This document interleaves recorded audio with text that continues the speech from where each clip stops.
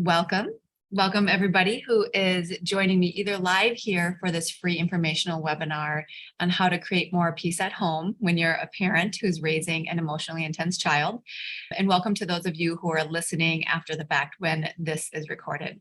I am Samantha Moe, the creator of Mad to Glad Blueprint, which is a systematic and brain-based parenting method that makes parenting your child who has more explosive outbursts or tendencies towards anger or anxiety. It makes parenting them a bit more simple because we start finding some missing pieces. Oftentimes when you've reached me, you gathered some information from other resources, whether they're books or their podcasts or their specialists like therapists or social workers at the school.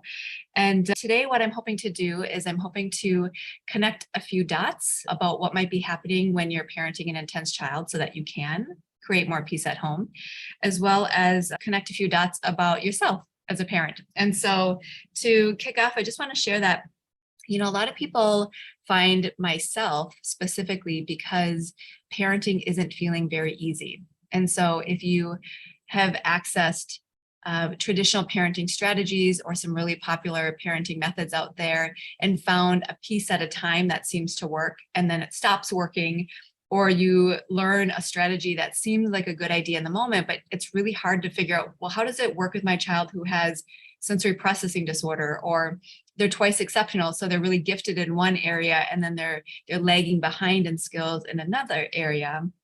Then you're really in a good place, because that's what this parenting approach is all about. It's about meeting your child where they're at and understanding who you are as a parent, so that you're not just getting some sort of black and white template, like try this because this is child development and this is really good for your kid. It's more like understanding yourself and how you talk to yourself as a parent so that you can show up in a way where you're growing and you're supporting yourself and you're also supporting your child. So I can share a little bit more about my professional background in a bit here, but I want to share with you my initial self-talk when I became a parent. I've been working with families of intense children since 2004, so 18 years. And I first became a parent 2 years ago in August of 2020. And when my son Mason was born, we had planned a home birth and I was able to complete that successfully with a midwife and a doula. And my husband, who was there, he's a neurological and gentle family chiropractor. After 30 hours of posterior labor, what happened was when my son was born, the first noise that we heard out of his mouth wasn't just a cry, it was a pain cry. When Mason was born, his head bones from all of the posterior labor and the contractions on his head, the way that he was positioned, as well as the way that he came out of the birth canal slightly turned and tilted, which is called asynclitic.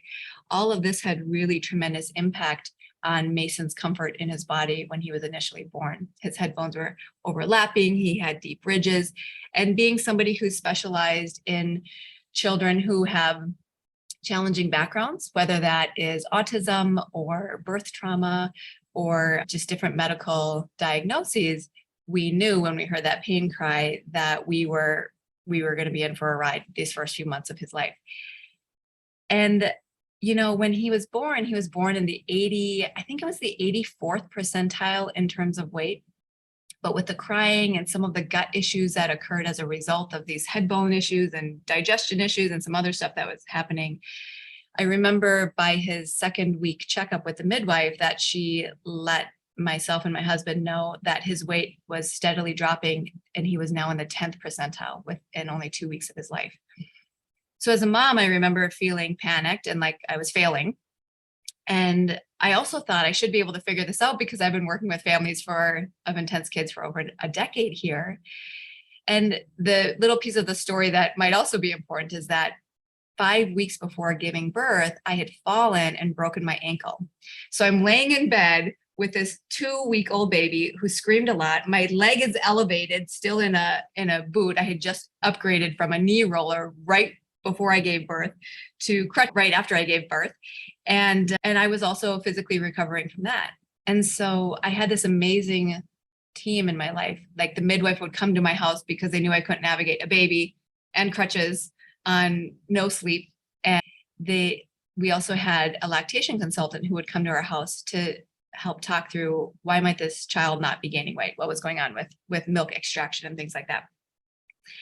And I remember at one of the visits, the lactation consultant showed up at my house at 7 a.m. before she had to go to her local hospital shift, which was a 10-hour shift, and then go home to her 4 children for the weekend, all of whom have various special needs themselves.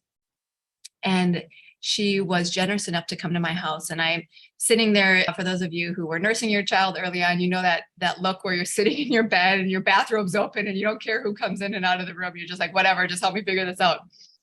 And she's sitting next to me in my bed and I'm crying. And I remember her saying to me really vividly, like, Samantha, we're going to figure this out. And I can't do the work for you, but I can show you what to do. And I'll be here many steps along the way, and it's going to be okay. And I impart that story because I remember not just thinking that I should be able to figure this out on my own and I'm failing, but I also remember that this was a moment where I had never felt so supported in my life during a time when I really needed it most, when I actually felt like I was in crisis. And this, I feel like when you are a parent, you really find out who you are and how you navigate situations that are unexpected, situations that we don't even have words for sometimes. We just have really intense feelings around. Like that feeling of pressure or sorrow or anger. And from my early parenting days, the question that drove me to grow and to do better by my child and for my child and for myself was the question of, what am I missing here? And so I just want to applaud you for being here today or listening to this, because you might have a similar question. You might be reaching out again. This might not be your first time around the block looking for resources. And you might be wondering, like, what am I missing here? And I'm hoping to address that question in today's informational webinar. So this question has driven me my entire career. When I graduated with my master's degree in 2004, I had a degree in communication disorders, which means I could practice as a speech language pathologist. So I worked in an autism school. And I remember within my first 6 months, there was an 8-year-old boy named Charlie who I needed to transition out of his classroom into the speech therapy office. And without fail, he would melt down, lay on the floor 10 feet away from my office, which was always right in front of the cafeteria door then.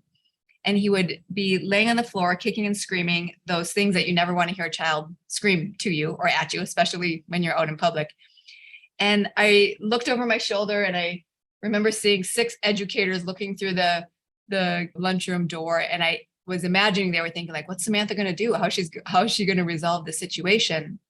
And when I looked down at Charlie, who was screaming, I hate you, I remember thinking as the sweat rolled down my back, I have no idea. I have no idea what to do in this situation. And I'm no longer embarrassed to say that I bribed him that moment, that breaking moment for me. And I just sent him back to his classroom, walked him back to his classroom. And when I went into my office, I closed my door, turned off the light. I sat at my desk with my head in my hands and I thought, maybe I chose the wrong job. Like, maybe I can't figure this out. Now I know as a parent that question still comes up. Did I mean to sign up for this? I don't know if this is exactly what I signed up for. When you're having those challenging moments, you might have thought that too. This might feel unexpected, some of the challenges you're experiencing. But what that question led me, or what happened then, was that was actually the first time in my life I heard that question in my head, like, what am I missing here? Because this isn't about 8-year-old Charlie falling in line so that I can teach him friendship skills so that he has somebody to play with on the playground. This was about me understanding, how do I help this child who's having meltdowns stop having meltdowns, basically? Like, how do I help him connect? Because I know I have a greater goal in mind for him. So I started researching brain science, sensory processing, the nervous system, play therapy, emotional integration, and a personal passion of mine, which is mindfulness.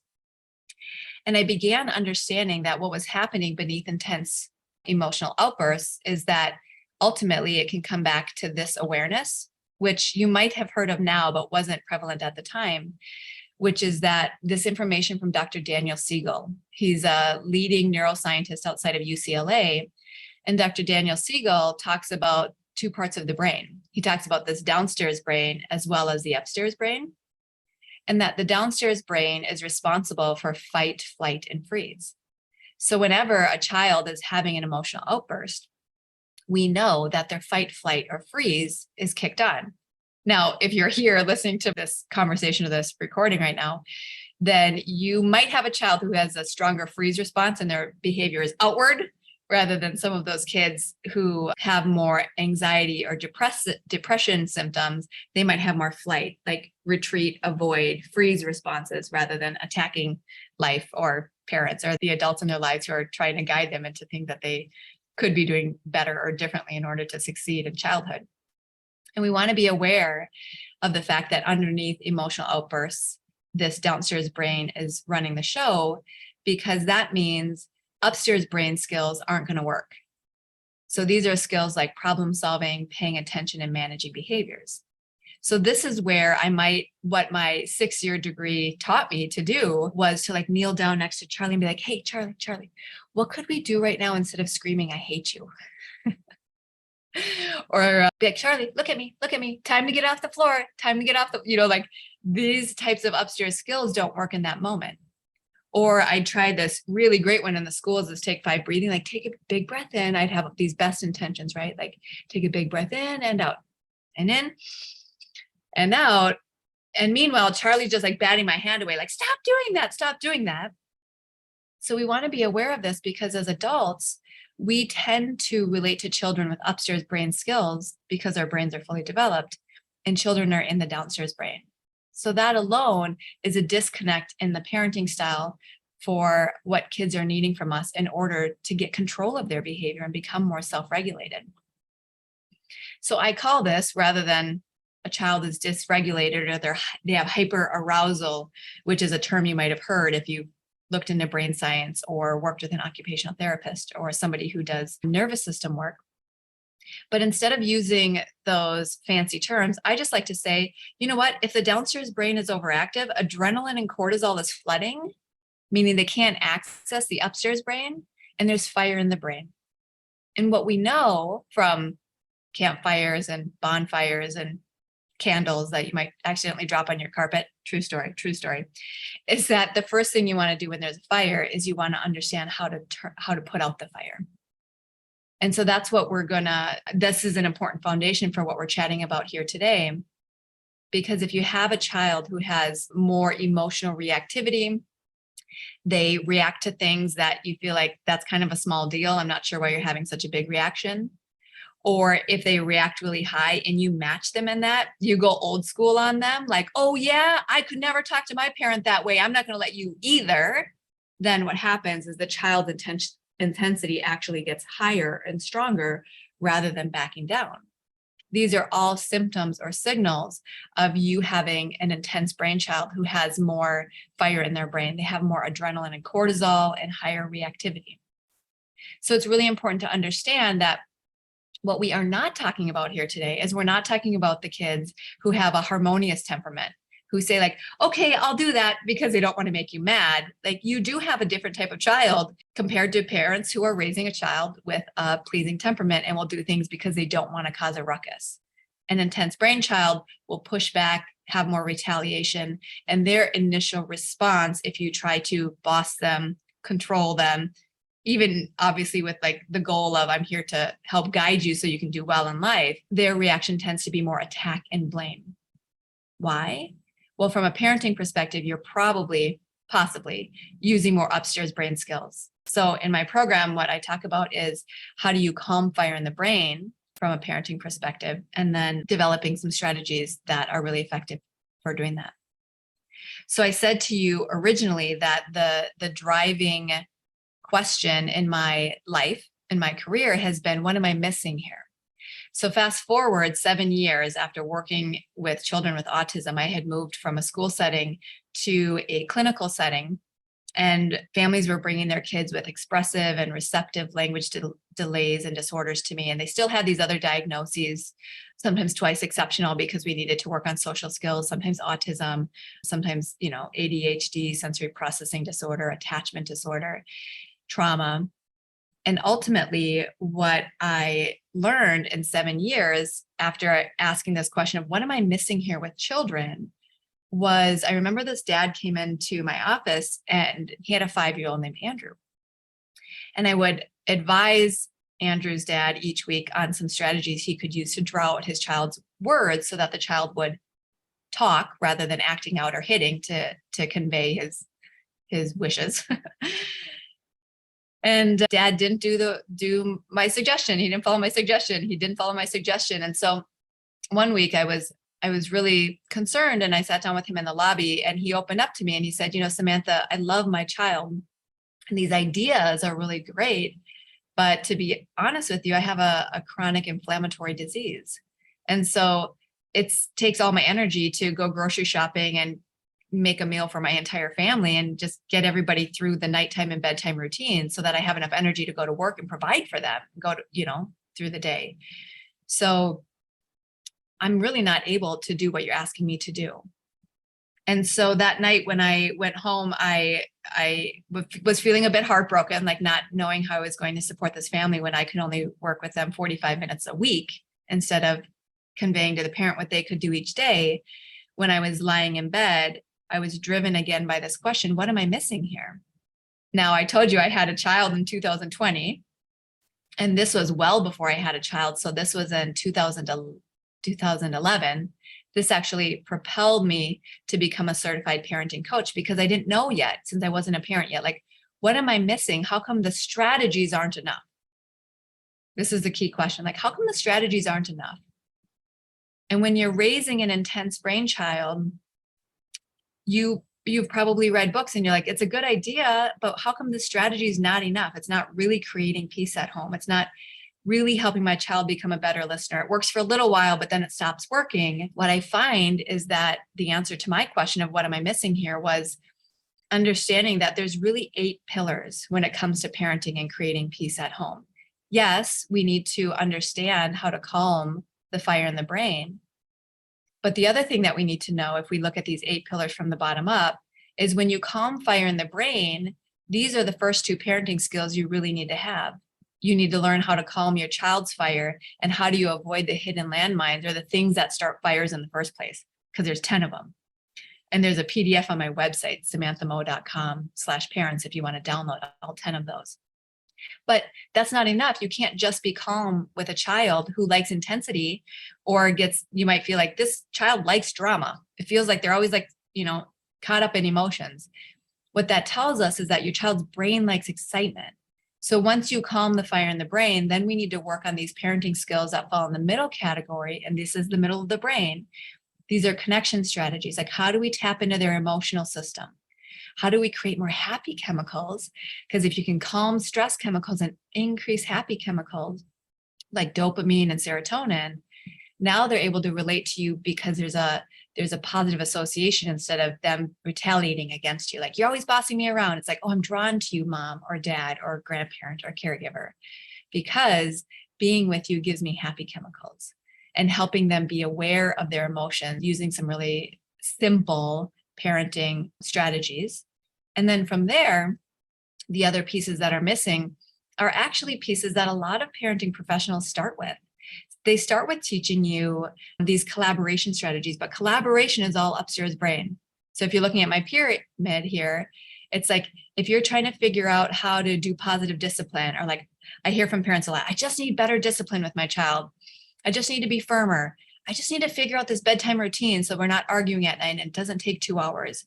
I just need better boundaries. We need to figure out like how they can rely on themselves instead of tattling and relying on me to solve problems in the household. All of those are really good tools. But what I see happening is that these tools that fail you might be failing you because they're not done in the order that your child's brain needs to actually rewire it and give lasting change so that there can be peace at home. So I'm going to pause right there, because that might be the majority of the educational portion that I wanted to share with you, and I'll open it up for questions. So feel free, please, to unmute and to turn your video on so that we can have a conversation. But what I was hoping to answer, if you're just here as a listener or to the recording, is that I was hoping to answer the questions of what is an intense brain child. So it's a child who has brain wiring with more fight or flight stress response. Why do some strategies not work? And it can be because it's the right tool, but it's in the wrong order, or it might be the wrong tool. there's some really good programs out there that work for little kids. Like 1-2-3 Magic is a program that I've heard about. Sure, that works really good, but does it work with a 9-year-old who has anxiety and ADHD? Right? It might not work that much anymore. And then the big question that I wanted to answer, and I see that you unmuted, Jen, and we got to speak a little bit before the recording started, is like, how do we get on the same page when we're parenting an intense child? Because if you're doing them in different orders, we're also bringing in our own childhood experiences when we parent. And so I like to talk about that question as well, because you're going to see faster and longer lasting change at home when both of you are using the same approach. Right? Agreed. Great. So Jen, it's open for any question, but I'm curious, why is it important for you to be here today and us to be chatting? Well, I think for me, I had mentioned earlier that I am a therapist, and, I feel like I've had more of that, upstairs part of the brain training. Yeah. And what I've noticed with my daughter is that even when I try to do things that I thought would help engage, the parasympathetic nervous system and like bring her down to a place of feeling more calm, like the breathing, she will sort of huff and puff, and exaggerate the breathing in almost like so this is what you want me to do, I'll show you, kind of way, and not in a like, this is actually helping. Not like how they're like, she's like hyperventilating and the breath is really shallow. And you're like, this is making adrenaline worse. Right. I'm like, no, that's not what we do. Try to follow me. And I'm like modeling, and she's just mostly annoyed with me. And I think part of it too is that, that gifted piece that I think I had mentioned that, I think she challenges quite a bit. And so, I've found, kind of like you were saying, like things that have worked temporarily, for like a minute, and then it doesn't, and then it does, and then it doesn't. And so there's like that desire to have something that can be a consistent go-to. And, when you were talking about your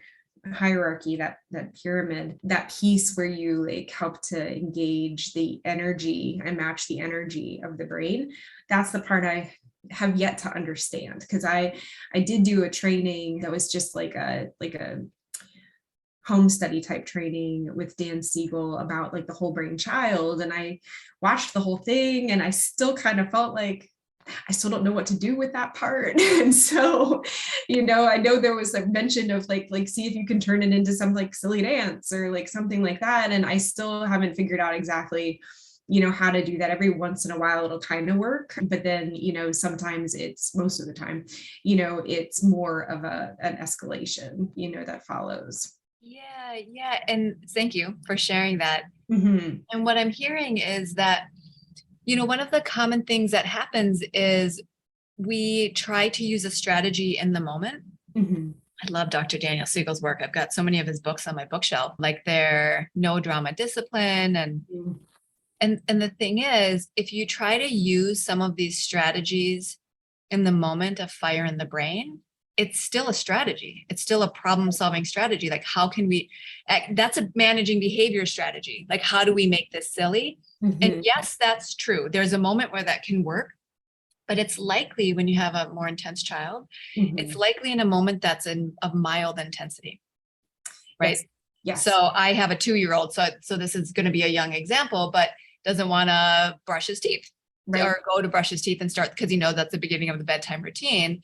So as long as things aren't too overblown already for the evening, we can crawl and hop like a frog, because it's a mild situation. But if he's like plastered against the sliding glass door, looking outside on our balcony, like, no, I want to keep looking at the moon, which is what we do before we go to bed. Yeah. We'd be like, oh, no, let's just hop like a frog. Yeah.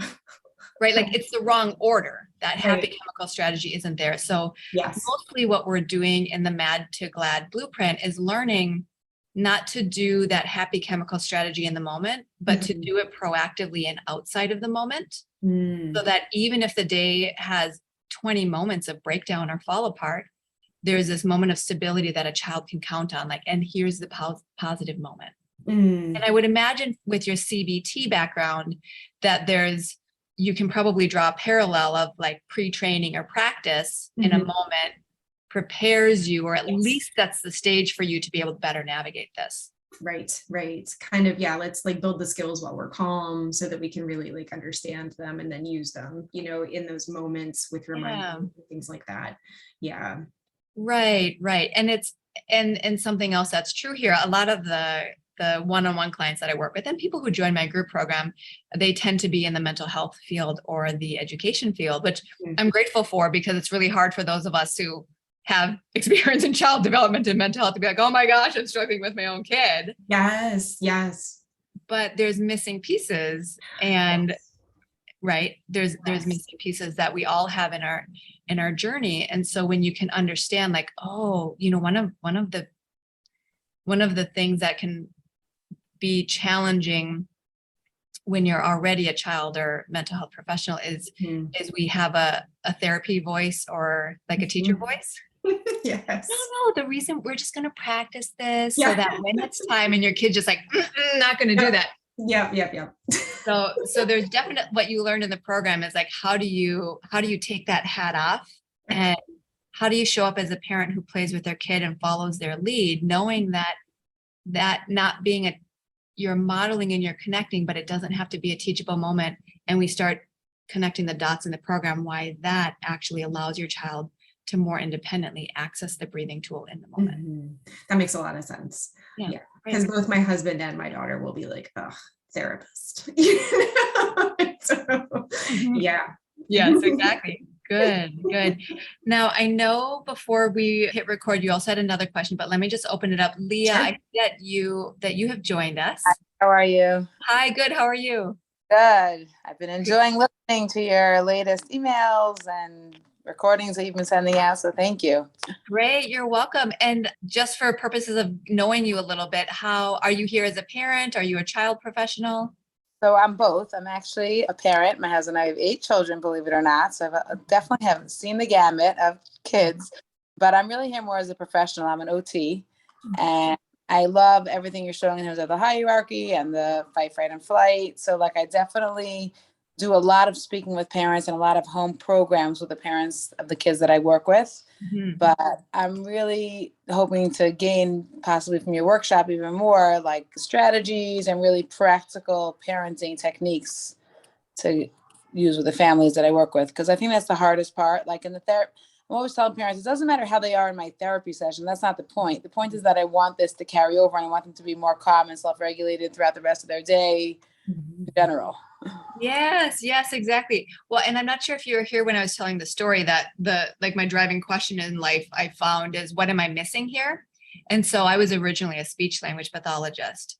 And so the way my career evolved was I was a speech therapist working with kids with autism and they were having meltdowns. And I'm like, what am I missing? So I consulted all this brain science and my OT colleagues were my best friends because they're like, because I'm like, how come if the kid is on the scooter board doing heavy work before they come to my session, how come they can talk to me instead of melting down or like flicking pencils in front of their eyes is one child I worked with. And so an evolution of skills in our field is to really understand something that I call in parent coaching when I train the professionals, and I'm just going to touch on it a second here, which is there's a really big difference in like educating a parent and giving a home program and articulating what's going on. And so articulating what is going on means how do you articulate really clearly, like, oh, there's fire in the brain. Like you need to understand, and you either get this from your studies or from your child rearing yourself or parenting. How do I articulate what's happening underneath the child's behavior in a succinct way because our parents are already overwhelmed? How do I articulate what's happening in the parent? This is probably the biggest next hurdle that I want to teach professionals in our fields is that how do you articulate what's happening in a parent? Because we know there's mirror neurons in the brain that reflect the state the other person is in. So we use language like, oh, are you feeling triggered? A therapist, and I'm pointing to Jen because she's a mental health professional, a therapist might talk to a parent about what their triggers are. And just from my experience, not knowing you, Leah, but an OT or a speech therapist might be talking about like, well, what happened this week? Not like, what were your triggers? And Absolutely. so when we get good at articulating what's happening in the parent, like, oh, and there's fire in your brain. So what is your reaction when there's fire in your child's brain and then there's fire in your brain? And when you learn how to articulate that, which you will pick that up by going through the Mad to Glad blueprint if you choose to sign up. I was just going to ask you that. What you're saying sounds very enticing. Are those kinds of things we'll focus on in your course? Yeah, I mean, you're gonna pick it up naturally from the way that I'm teaching. So if you heard me talking about upstairs and downstairs brain, we're gonna do small group interaction and live group coaching sessions during every class of the 8-week series. And so you're gonna be the fly on the wall, like, oh, that clicked for the parent because Samantha said fire in the brain. How are you matching fire with fire? This question that was asked. And you'll be like, oh, shoot, I talk about how the kid's dysregulated. And in order to help regulation, you need to do heavy work, which is valid. But this is the parenting side of the coin, is how do we also talk about the parenting side? So yeah, you'll pick that up. Great. Okay, good. Yeah, great. So is there any other reasons that it's important for you to be here today that you wanted to connect on? I am a parent, so I'm very excited to hear all these strategies for my own kids too, but really somebody in the background there. There's a big boy. They range from 22 to 7. So I definitely am excited to hear the parenting strategies as well. Yeah. And so not your first time around the block, you're a seasoned parent. I always like to point out children in the background because sometimes parents don't know. And so for anybody who's going to listen to this recording later, it's important to say, like, we don't want our kids to hear us talking about them. It's okay for them to hear about, and I know you know this, I'm just kind of putting it on the recording. It's okay for them to hear where we're learning new things, just like kids are learning things in schools or they're learning things with their therapist. That can be really helpful for a tense relationship between a parent and child to say, like, yep, I'm doing my parenting classes. And then when they're like, why are you doing this? This is weird. Whatever strategy you're trying, like, yep, I'm doing those parenting classes with Samantha. Right. Great. Yeah. I'd love to have you in the program. Great. The first class is this Tuesday and I can't make it live on Tuesday. How do I go about that? Yep. So anybody who registers, we record all of the classes. And so we will upload those into an online portal that you'll have access to. And so you have access through the duration of the program as well as 30 days afterwards. Okay. So really simple to access. And then we have a Facebook private group. And so you can ask any questions or make reflections there throughout the week. Okay. I probably don't need to bother you with these specifics, but it's once a week. Where do I find the details of this course? Online? Yeah. Yes. And let me just screen share with you. So the website, I'll actually put it in the chat box as well, is mad2gladblueprint.com spelled out. Okay. And is that screen sharing work? Yeah. So this is what you'll see on the page. So the details are there. I teach it for 8 weeks. There's no pre-recordings or anything to listen to in advance. I set aside 90 minutes and less than an hour of that is going to be teaching and more than anywhere from the 30 to 45 minute mark is going to be small group work and live coaching with me. Great. I'm excited. Good. I'm excited too. We'll see you in there. And where do you live? Vegas. Oh, okay, great. Yeah, we got quite a few time zones who are joining us from dates here. Great, Leah. Well, any other questions that you have while we're connected right now? No, I none that come to mind. Okay, great. Well, we'll turn back over to Jen because she and I and you're welcome to stay or head out if you want. But I know, Jen, I'm kind of curious to talk about this being on the same page. Yeah. So I think that's going to be the hurdle. I think that possibly having something like, a video that we could both attend to at the same time. I think the tricky part is, making sure that there's something else for my 9-year-old to be doing during those times. Because I think that, he has been working on some of his own stuff. Like we were talking about, how our parenting, like what we experienced can be something that comes up, like when we're trying to parent our own kids. And I think, there was a book that Dan Siegel had written about that too, being able to understand, like where your old stuff is kind of like showing up and how that's interacting, with how you're parenting. And I know that that's probably something that comes up for him as well as myself. Yeah. And, we also experienced trauma. And so, with the birth and then also, both in our own lives. And so I think that that's all of these pieces, coming together. And I think that that's why it's been hard for us to land on something that we both agree on. And I think that even just like the mental health approach was really like different for him because of how he was raised, and it's not his education, so for me, it was a lot of like aha moments all through my social work education, where it was like, oh, okay. And then, my own therapy journey, that I decided to go on after that. So, I feel like, I'm very versed in all of that. He's getting there, he's dipping his toe in and trying, for his own work. And I think that'll hopefully make it easier for him to consider some of these other ways that might seem soft, or might seem like permissive, if that makes sense, because I think again, the way that old school parenting goes, you have more of that like, drill sergeant, sort of approach, like they should just do it because I said so. And, with, a child where you have all these other components, yeah, that's not happening. Yeah. I'm gonna do a screen share to address some of what you were saying. It's true. It does. There are some strategies that feel really soft. And when you are in a field where you get to work through, like, you said social work? Mm-hmm. Yeah. So in your education, there's aha moments that you had throughout your own training, because you're learning about family systems and you're learning about the impact of adverse childhood experiences and things like that. And we all really, like I was talking about the lactation consultant whose support I needed early on in parenting, I feel like knowing that there are answers out there, and that the answers, not just that there's answers out there, the key word might be out there.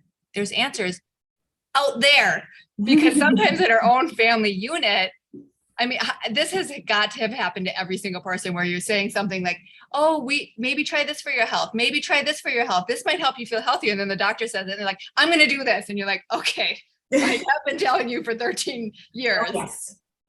And so it can help to have an outside party share it. And that's one of the biggest things I actually hear from moms in particular, is that the way that I teach helps to unite them with their co-parents, particularly if they're different genders. And I chalk that up to two things. One of them is, like, maybe the more sciencey one, is that everything's rooted in brain science. So even if we're talking about staying calm, which is a soft term, like just practice being calm. I always say, like, you can't just practice being calm, because you also have to layer in this piece of how do I create excitement so that my child has happy chemicals. So first of all, I feel like it's important to balance the calm with the excitement, or even the firm. And then, so like there's the sciencey aspect that sometimes other brains really latch onto. And I've really practiced at sharing it succinctly.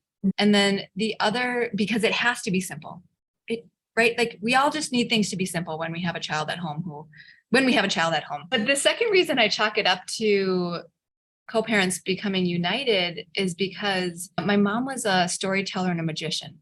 So she was like creative and connected and warm and expressive and verbal. And my dad was an engineer, and he did like space planning. And then he got his master's in business, and he was a manager, and he was and still is like analytical and needs things to really make sense. And so this program is a combination of both of those things. It's warm and it's heart oriented, and it's also precise, because we don't have time to waste. If we're somebody who's heartfelt and we want to feel changes at home, then that needs to happen every single class. And if we're somebody who's analytical and or high achieving, and we need to see changes at home and feel like we have a plan, every single class you leave with both of those components. And so soft skills usually are down here. And so as long as somebody can get through my first two classes, I think we have like an 85% completion rate through all 8 of these pillars. So then you start getting some of these firmer boundaries, discipline, routines, how to do conflict resolution in a way that doesn't destroy the relationship. So my invitation to you would be asking your husband to join the first 2 classes.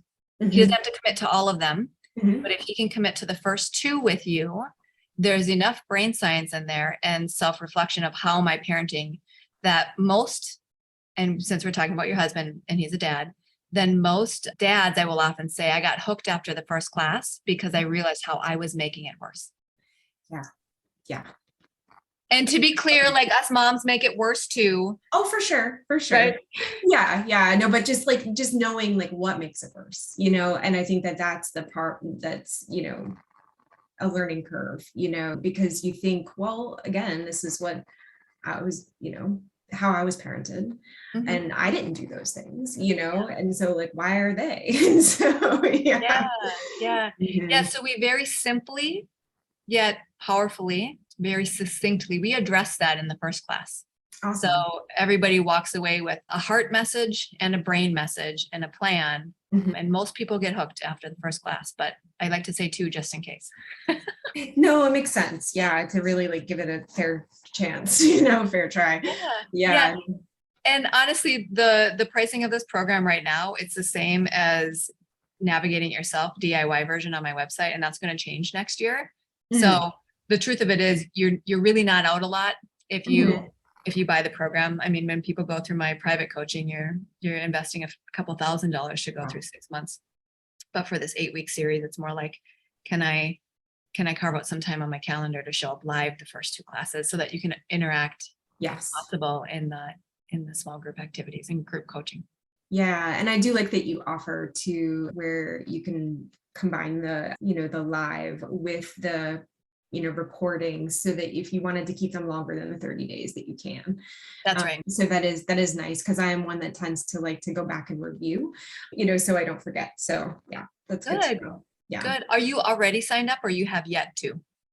I have not signed up yet. I was waiting to have this conversation first, but I did research, the different like options, and yeah, no, I think so. It would be Central Time. It's Central Time. Central. Yep. So 4 to 5:30 p.m. Central Time. My daughter has a social skills group that meets, so I wonder if you could come in just like a few minutes later. Oh, always. Mm-hmm. Yeah, because I do think that there is value in the live. Mm-hmm. Well, and that's why I teach it live, even though I've taught it. I must have taught this either from the stage because I speak to like Minnesota Children's Mental Health Association and other places throughout the country. I've probably taught this content for thousands of hours, but showing up live, there's always something a little bit new, and there's a group dynamic, and it's compelling to show up live because there's something about signing up and saying yes that will already get the wheels in motion for change, just because your skin's in the game. Right. Versus the recorded version, like, oh shoot, I didn't do that. I should really do that. I bought that program years ago. I should really do that. Yes. That kind of happened with the Triple P. Yep. Yeah. Yes. So are there any other questions or comments you would have before we wrap up tonight? So this was really helpful, and just to hear that it brings together a lot of the concepts that I'm familiar with, but don't have like a way to be able to like put it all together. So yeah. I think that's the big difference. If you've ever heard of the Strengths Finder assessment tool, one of my top 5 strengths is input. So I'm somebody who grabs from a lot of different places and says like, now how do we put this in an order? I'm also a maximizer. So how do we take people from good to great? Yeah. So the parents who tend to work with me, this isn't like, sometimes there are parenting groups where you show up and it's a venting session. I hear this a lot in certain communities of diagnoses or foster and adoption. Like these are for the parents who are like, I'm growth oriented. I'm willing to be in process. I'm devoted, and I want to do this together. Yeah. Definitely. So we just get this beautiful alchemy of people who show up on the group calls. Awesome. Yeah, I'm glad to have you in there. Well, I really appreciate that you offer something like this to be able to, talk about it in, depth before, committing to things. It's nice to be able to put a face with a name and to actually like have a real conversation. So thank you. Yes, you're welcome. And, it's kind of a lingering piece, I kind of journal what I want to share before jumping on. And that is that I never followed up with what happened with my son. And this isn't like a brag moment, but this is let's make sure we don't leave any lingering pieces, especially because I was talking about the hard times in our early parenting. But ultimately we were able to navigate this like lactation and weight gain journey. And here's my 2-year-old now from just a week ago. Oh, And so my goal is, we see so many people on social media showing these pictures where their kids are smiling. yes. But then it's like, but what's really happening? Like, are they Right. happy? And I can look back at this picture when my child was a newborn. Here's when he was 1 week old. And this looks like a nice picture, Yes. but behind the scenes, I'm like sweating and trying to figure out how to Yes. nurse him. And he's like losing weight and we can't figure it out. Right. Yep. And so my goal is to get people from not just this picture that looks good on the outside to something like this, where it's like, it actually feels good. Like we're actually happy. And you look back at your pictures and you're like, yeah, that was a good moment in our family, family life. We kick off next Tuesday. Thank you for your time, Jen, and we'll see you in the course. I appreciate it. Thank you. You're welcome. Bye. Bye-bye.